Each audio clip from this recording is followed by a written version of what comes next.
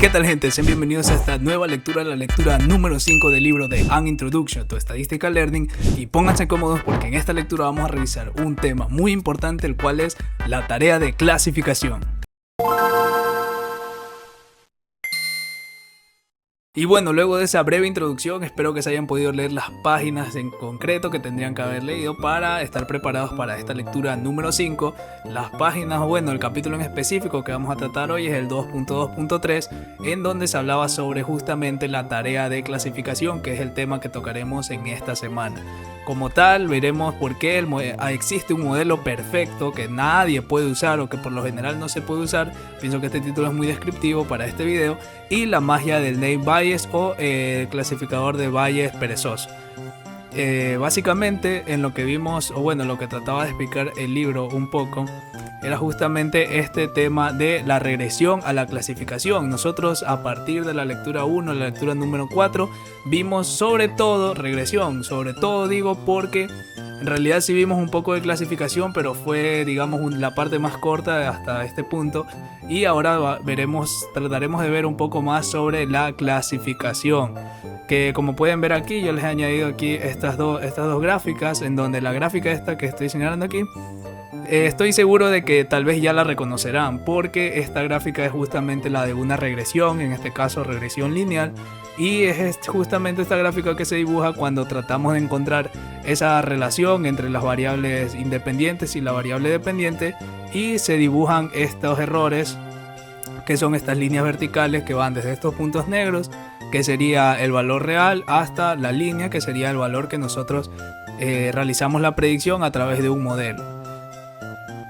Por otro lado, tendríamos aquí otra gráfica en donde esta, no espero que la puedan reconocer tan pronto. Si han leído las páginas de libros, probable que sí, pero esta sería justamente una gráfica donde vemos una clasificación.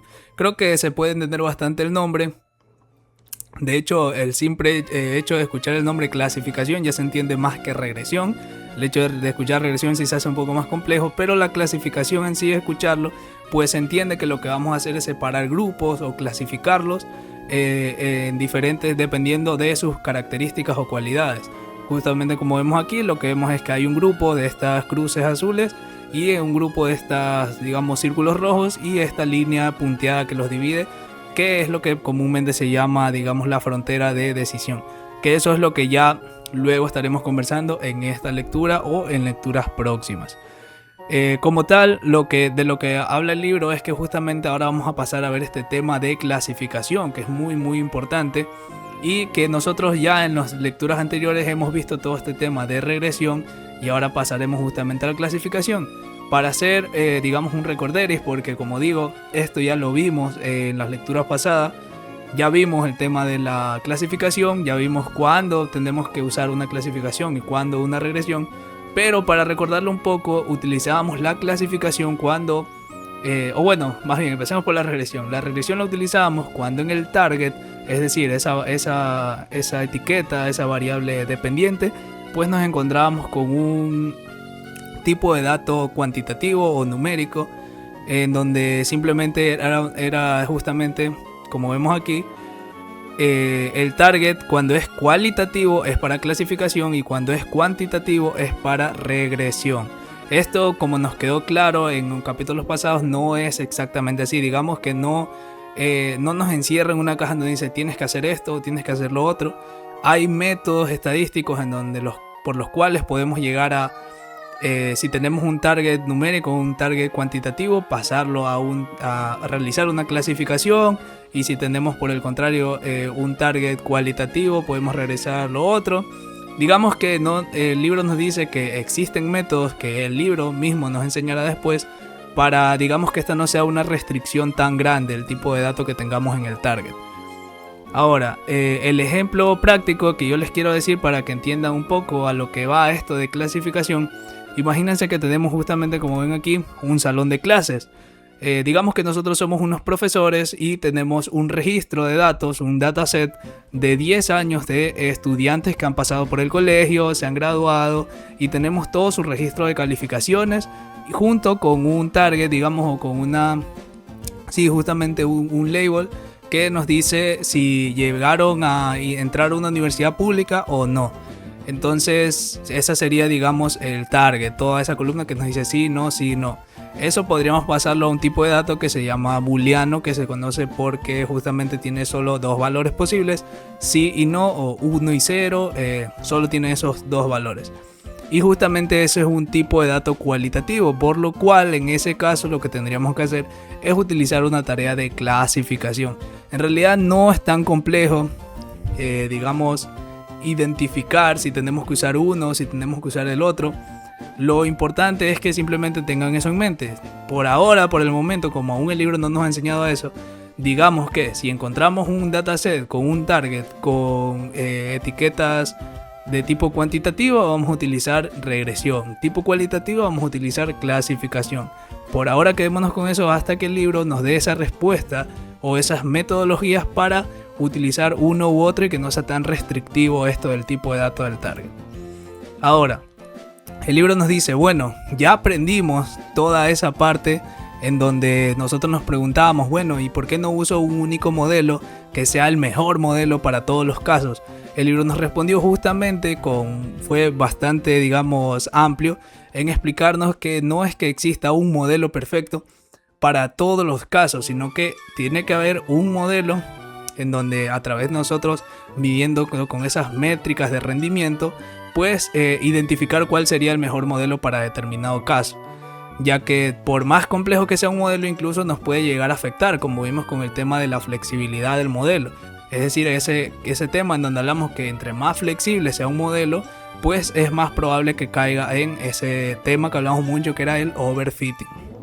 En este caso, en ese caso nosotros, si se recuerdan, utilizamos dos métricas principalmente en nuestros laboratorios, que fue el MCE y el RMCE, para ver el tema de la precisión del modelo, para medir ese error.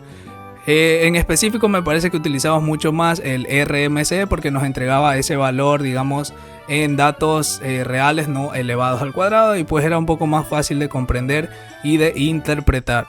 Pero el libro nos dice, bueno, y eso ya era para la parte de regresión. Ahora en la parte de clasificación no vas a utilizar MCE, no vas a utilizar RMCE, sino que lo que vamos a utilizar aquí es esto que se conoce como tasa de error. Es algo parecido, ustedes simplemente entiéndanlo, al igual que el MC y el RMC, entre más bajo es mejor. Esto de aquí se me olvidó quitar, no lo tomes en cuenta. Entre más bajo sea la cantidad de la tasa de error, y es igual a la cantidad de MC o RMC, que entre más baja, pues muchísimo mejor, porque significa que tenemos un error mucho más bajo, que igual nunca podrá ser de cero, por lo mismo que hablábamos antes de ese tema de el error. Digamos que teníamos ese error reducible y ese error irreducible. Bueno, aquí se mantienen esos mismos conceptos y no tenemos ese tema, y también tenemos ese tema del error irreducible. Justamente se ve aquí que podemos usar para evaluar si un estudiante ingresó a la universidad no tiene sentido matemático, un nuevo enfoque. Aunque hay similitudes teóricas como la regresión y la clasificación, requiere su propia forma de medir la precisión, como la tasa de error, que es justamente lo que hablaremos ahora. Para lo cual el libro ahora justamente nos introduce en el primer modelo que vamos a revisar en este tema de clasificación. Tal vez me parece que el libro tuvo que haber explicado aún un poco de modelos antes, pero como el libro mismo lo dice, no es tan introductorio este libro. Digamos que el libro lo que busca es ya una persona que tenga alguna cierta base de estadística, alguna cierta base de probabilidad y este tema. Y si no la tienes, no es indispensable que la tengas, pero sí te va a tocar investigar un poquito más. Y aunque la tengas, igual si no tienes los conocimientos tan frescos, te va a tocar investigar. Pero lo importante es que el libro sí te da una serie de respuestas que te llevan por un camino o te guían para poder encontrar esas respuestas, digamos, para poder llegar a correctamente un determinado tema. Es así que nos lleva al primer modelo de clasificación, este modelo del clasificador de Bayes, que es muy muy importante, y por eso justamente pueden ver aquí la imagen que está incluso como un rey. Este clasificador yo le puse aquí el modelo supremo. Justamente de eso se trata la lectura, como vieron en el título del video, que es justamente ese modelo perfecto, pero que nadie lo puede usar, y vamos a descubrir por qué es esto. Bueno, ¿qué es primeramente el clasificador de Bayes o el Bayes Classifier, como ustedes lo pudieron haber visto en el libro, que está en inglés? Bueno, justamente es un modelo probabilístico que es inteligente, es decir, no, hay otros tipos de modelos como un clasificador dummy, que es el que por lo general se utiliza para poder tener una baseline, es decir, una línea base de el rendimiento de un modelo, y a través de ese, bueno, determinar si un modelo es mejor o peor. Este modelo no es como ese, este modelo es un modelo muy potente y de hecho es el clasificador perfecto, por decirlo así, pero es tan perfecto que rara vez podremos utilizarlo, como nos dice el libro, y si lo investigan un poquito más van a ver que esto es así. Este modelo es no paramétrico, y si recordamos las lecturas anteriores, recordemos que ya hemos revisado esto de las metodologías paramétricas y no paramétricas. Aquí en esta lectura y la lectura pasada ya comenzamos a ver que los términos se comienzan a interrelacionar, a interconectar muchísimo más, y que justamente vemos esto ahora del tema paramétrico y no paramétrico. Si pausa el video si tienes la idea en la cabeza, y deja en tus comentarios a qué se refiere esto de modelo no paramétrico. Ahora te lo voy a explicar yo porque bueno, justamente es algo muy importante. Si recordarán las lecturas pasadas, me parece que era la lectura número 2, los modelos paramétricos y no paramétricos, lo que nos decía era la diferencia en si asumíamos algo acerca de la forma de nuestro conjunto de datos, o lo determinábamos matemáticamente 100% como es.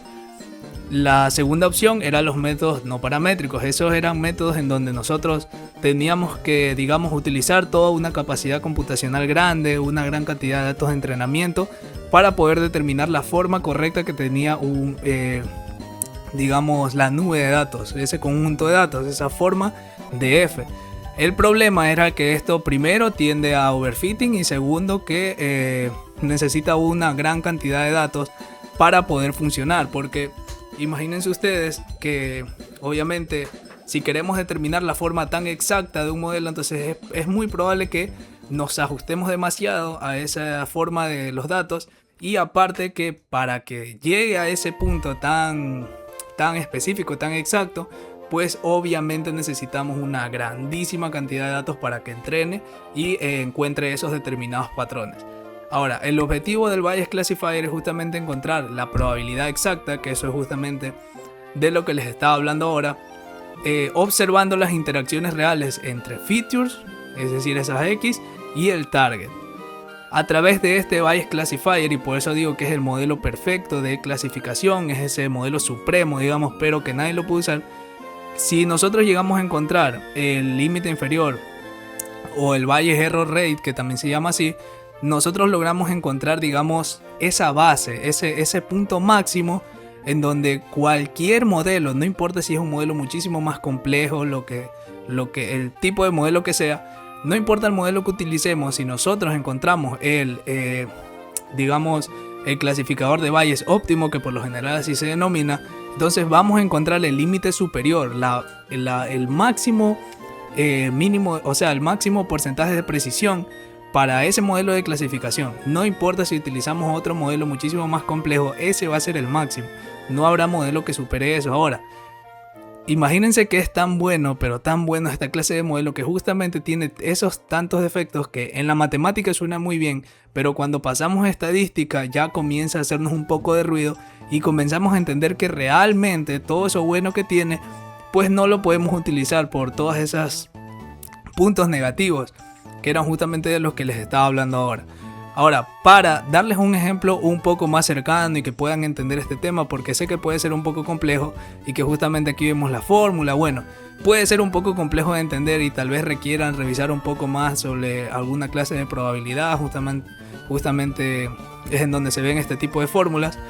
Pero yo lo que les quiero dar es un ejemplo un poquito más práctico y que puedan entenderlo, y si ustedes desean profundizar muchísimo más en la parte matemática, pues les recomendaría algunos videos. Te los puedo dejar en la descripción, el título del video, no el link, porque aún YouTube no me deja poner links.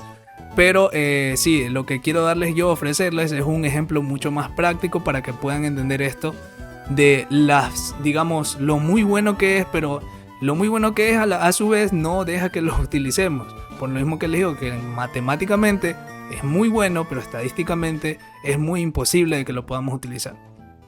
Para esto vamos a utilizar un ejemplo de una camaronera o digamos, estas piscinas o estanques camaroneros, en donde justamente aquí se puede ver un poco una imagen en donde justamente aquí se crían camarones. Y esta es una industria que utiliza muchísimo la estadística, utiliza muchísimo los datos para poder manejar y tener un cuidado su producto, que son justamente los camarones que se crían en estas piscinas o estos estanques que ven por aquí. Ahora, el objetivo primero vamos a ver el escenario, prediciendo el estado del estanque. Objetivo, predecir si el estanque entrará en estado crítico basado en lecturas de sensores. Como les digo, esta industria es una industria que utiliza mucho lo que se conoce como IoT o Internet of Things o Internet de las Cosas, que son todo este tema de sensores, todo este tema de justamente el Internet que se conecta, envía información, recepta información, la puede procesar.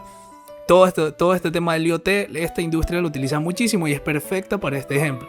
Ahora, imagínense ustedes que nosotros queremos clasificar, tenemos un conjunto de datos y tenemos dentro de ese conjunto de datos, esos datos justamente los proveen esos 3 sensores que vamos a tener en una piscina. Imagínense que solo tenemos una piscina regular, bueno, son realmente bastante grandes, pero imagínense una pequeña y que tenemos únicamente 3 sensores. Tenemos un sensor que mide la temperatura, tenemos otro sensor que mide el nivel de pH y tenemos un tercer sensor que mide el nivel de turbidez del agua.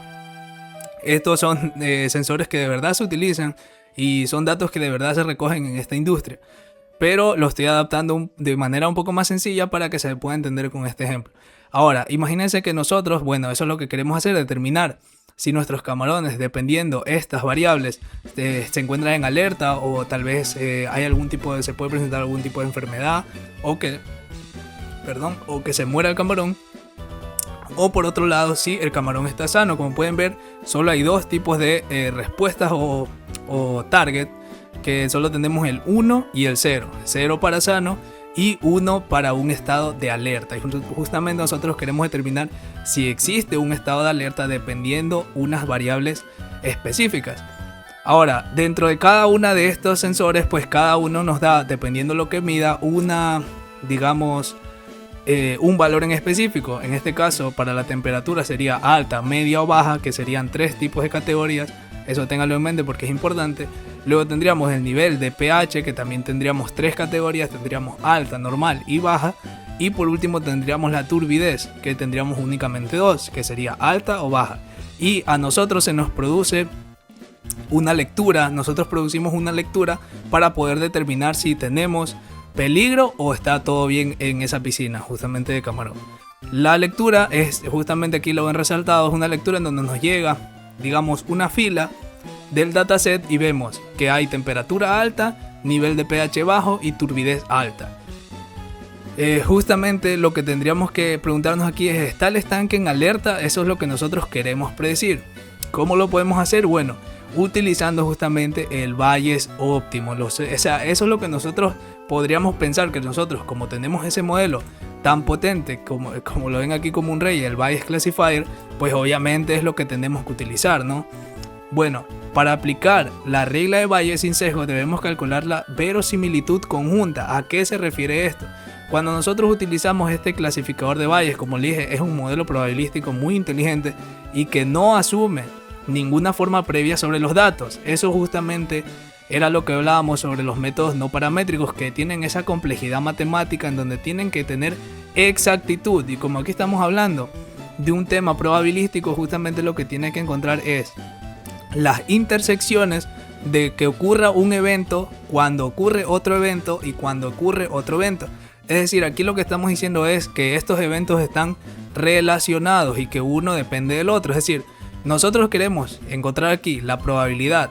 Aquí está la fórmula, la probabilidad de que Y sea igual a 1. Es decir, justamente como veíamos aquí, que Y esté en alerta cuando ocurra que la temperatura sea alta. Además de eso, que el pH sea bajo. Y además de eso, que la turbidez sea alta. Entonces tenemos esas 3. Y justamente en este gráfico se puede ver, es como que estemos buscando esta parte. En esta parte está la temperatura, en esta otra parte el pH, en esta parte la turbidez. Y nosotros queremos encontrar esta parte del centro en donde se encuentran relacionados esos 3, es decir, que ocurran en un mismo momento. Eso es lo que quiere decir, ¿ya? Que encontremos esa relación entre esos dos, esa intersección, ¿ya? Así se conoce un poco más en el tema de la probabilidad. Ahora, justamente aquí vemos una breve descripción. El algoritmo busca la intersección exacta de los 3 eventos simultáneos en los datos históricos, una lectura específica entre 18 combinaciones posibles. ¿Por qué 18 combinaciones posibles? Bueno, porque justamente les dije que recordan esta parte. Tenemos 3, digamos, características. Bueno, 3 características para la temperatura. Tendríamos 3 para el nivel de pH y 2 para la turbidez. Es decir, 2 de la turbidez por las 3 del nivel de pH tendríamos 6, y 6 por estas 3 de la temperatura tendríamos 18. Es decir, 18 posibles, con 18 combinaciones posibles. Esto es lo que se trabaja comúnmente en probabilidad. Tal vez, si no lo entienden muy bien, tendrían que ver algún tutorial breve sobre probabilidad. No es tan complejo, simplemente entender cuándo se multiplican unos con otros y ese tema, o cuándo se suman probabilidades y así. Entonces esto, imagínense, ahora tenemos 18 combinaciones posibles y tendríamos que buscar el momento en donde ocurrió esas 18, o bueno, esas 3 justamente para esas 18 combinaciones posibles. Entonces, ¿dónde entra el colapso? ¿Dónde entra la trampa de la probabilidad cero? Que es algo muy importante que tengan en cuenta, y por eso les digo justamente que este modelo es tan perfecto, parece ser tan perfecto que raramente lo vamos a poder utilizar. Imagínense en un... digamos, un imaginario más o menos real, porque realmente tal vez tendríamos mucho más datos. Digamos que tenemos 1000 registros históricos, justamente como se ve aquí. Tenemos 1000 filas en un dataset, y ese dataset nosotros utilizamos este método o este modelo del Bayes Classifier para poder determinar si está en peligro o no está en peligro nuestros camaradas. Entonces, lo que pasaría es que ese modelo tiene que buscar en cada uno de esos 1000 registros hasta encontrar uno en donde esté justamente lo que buscamos, que es que la temperatura esté alta, el pH bajo y la turbidez alta. Imagínense que tiene que buscar eso en los 1000 registros que tenemos, y si fueran muchísimos más, tienes que buscarlo nuevamente otra vez por cada una de esas combinaciones posibles que hablábamos antes. Y puede ser incluso que se presente el caso, que esto es lo que hablábamos de la probabilidad cero, en donde nunca haya ocurrido un evento o tengamos un registro. Es decir, puede ser que en el dataset completo con los 1000 registros no exista ninguno en donde se haya dado que la temperatura sea alta, el pH sea bajo y la turbidez sea alta también. Eso que provoca que tengamos una probabilidad de 0, y obviamente es como que el modelo queda hasta ahí, y sabemos que eso estadísticamente es muy frágil, o sea, puede ocurrir, y nosotros lo que tenemos que evitar es justamente eso. ¿Cómo lo evitamos? O bueno, otra cosa que hay que hablar también es el tema de la dimensionalidad, que el libro no lo toca más bien por ahora, pero estoy seguro que lo tocará en algún momento, porque es algo súper muy importante, y que de hecho existen muchos modelos para justamente nosotros elegir o reducir la dimensionalidad. Hay digamos, textos enteros sobre hablar sobre reducir dimensionalidad de conjuntos de datos. Pero por ahora entiendan que justamente esto se conecta con que pensemos que ahora solo teníamos 3 sensores y tendríamos 18 combinaciones posibles. Ahora imagínense qué pasaría si tenemos muchísimos más sensores. Por ahora imagínense, con un sensor digamos que tendríamos tal vez 10 combinaciones. Con 2 sensores tendríamos 100 combinaciones. Con 15 sensores tendríamos 10 sensores a la quinceava.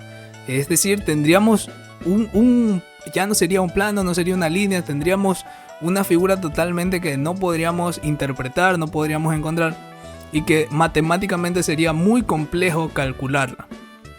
Entonces, y además de eso, lo que hablaba antes era ese tema que necesitaríamos muchísima cantidad de datos de entrenamiento para que el modelo pueda encontrar ese registro tal vez tan específico que nosotros buscamos.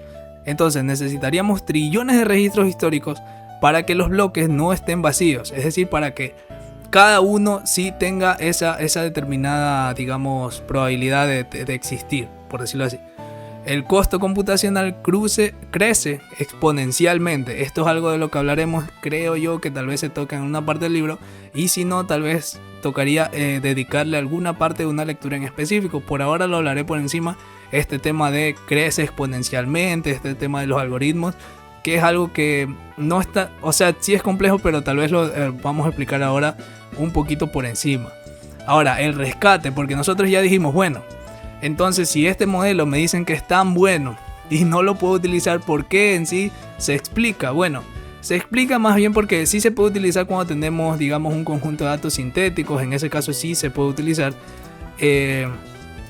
Y por otra parte, digamos que de este clasificador que nace de la estadística, de este clasificador de Bayes, nace otro clasificador que se conoce como el naive Bayes o el Bayes ingenuo, que el nombre no le hace realmente, bueno, sí le hace justicia a lo que hace, porque lo que hace es pasar lo que antes tratábamos como un método no paramétrico a un método paramétrico. Si antes nosotros teníamos justamente una fórmula como esta en donde encontrábamos la probabilidad de que y sea igual a 1, es decir, que esa piscina de ese camarón esté en peligro, ahora pasaríamos a ver esto relacionado con la intersección de la, digamos, en el ejemplo en específico que estamos revisando, de la temperatura alta con el pH bajo y la turbidez alta.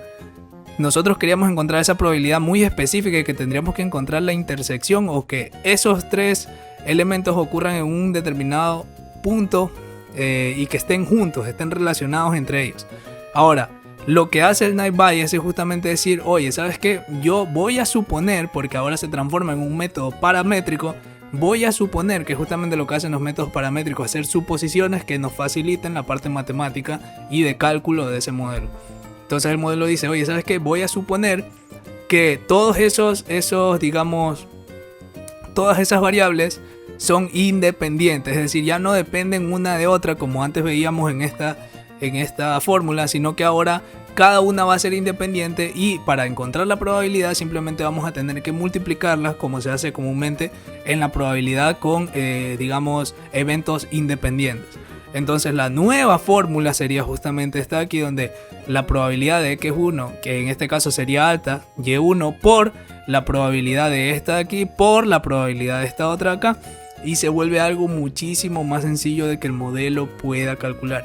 Eso es lo que hace este modelo de Bayes ingenuo. Si quieren investigarlo más y aún tal vez no les queda tan claro, los invito a que lo hagan. Este tema realmente es muy importante, y la clasificación tal vez en esta parte se vuelve un poquito más compleja porque entra la parte de probabilidad mucho. Ahora, para que lo vean un poco más de cerca, justamente esto es lo que les decía antes. Digamos que nosotros ya calculamos esa probabilidad alta, esa probabilidad de temperatura cuando es alta sería 0.40. Luego de que el pH sea bajo en todo nuestro conjunto de datos es de 0.25. Y luego de que la turbidez sea alta es de 0.80. Y simplemente lo que tenemos que hacer después es multiplicar esas probabilidades, y tendríamos aquí la probabilidad de que con estos tres eventos, si estos tres eventos ocurren, estos tres eventos independientes, porque eso es lo que hace este modelo de Bayes perezoso, justamente la probabilidad es de 0.08. Eso es lo que hace este modelo, y es por eso, o sea, el rey de este tema de la clasificación es justamente el Bayes óptimo, ese que nos daría el máximo, digamos la línea máxima, que de ahí ningún modelo puede ser superior en temas de rendimiento. Pero como es tan perfecto que no lo podemos utilizar, el que viene a salvar el día al final es el Bayes ingenuo, que es justamente el que hace esa suposición, es decir, se transforma de un modelo no paramétrico a un modelo paramétrico, asumiendo que nuestros eventos son independientes, y es lo que nos permite hacer esto de aquí. Ahora, el algoritmo ya no busca una combinación perfecta, sino que, aquí no sé qué pasó, sino que realiza tres consultas individuales, que es las que veíamos aquí en la base de datos. El cálculo nunca muere por un solo cero conjunto. Es decir, eso que antes hablábamos de que qué pasa si yo busco que justamente esos tres eventos hayan ocurrido en mi conjunto de datos, pero nunca ocurrieron esos tres eventos a la vez.